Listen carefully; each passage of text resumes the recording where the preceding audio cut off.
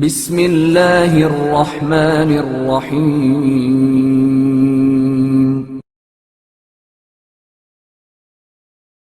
اچھا ظالم۔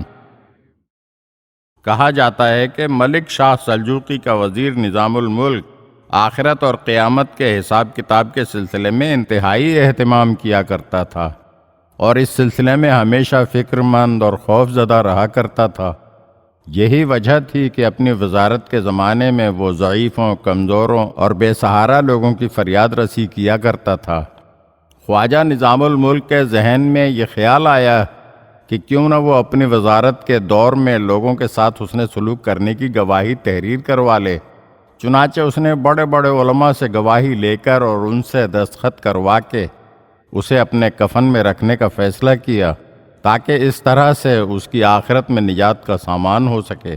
بعض بزرگ علماء نے اس کے حسن سلوک کی گواہی دی، البتہ جب گواہی نامے کا یہ کاغذ مدرسہ نظامیہ بغداد کے شیخ ابو اسحاق کے پاس پہنچا تو انہوں نے گواہی نامے پر یہ عبارت تحریر کر دی: میں گواہی دیتا ہوں کہ خواجہ نظام الملک حسن ظالموں میں سے اچھا ظالم ہے۔ شیخ ابو اسحاق کی یہ تحریر جب خواجہ نظام الملک نے پڑھی تو وہ بہت رویا اور کہا، سچ یہی ہے جو ابو اسحاق نے لکھا ہے، اس میں کوئی شک نہیں کہ ظالموں کی مدد کرنا بذات خود حرام ہے اور اس کا شمار گناہان کبیرہ میں ہوتا ہے۔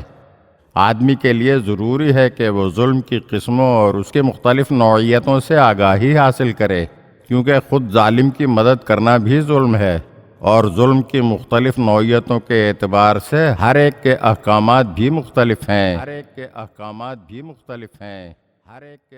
اگر آپ ہمارے چینل کی نئی ویڈیوز دیکھنا چاہتے ہیں تو ہمارے چینل کو سبسکرائب کریں اور گھنٹی کے بٹن کو دبائیے تاکہ ہر آنے والی ویڈیو آپ کو جلد موصول ہو سکے۔ اور ہاں، لائک اور شیئر ضرور کیجیے اور اپنے قیمتی کمنٹ سے ہمیں آگاہ کیجیے۔ شکریہ۔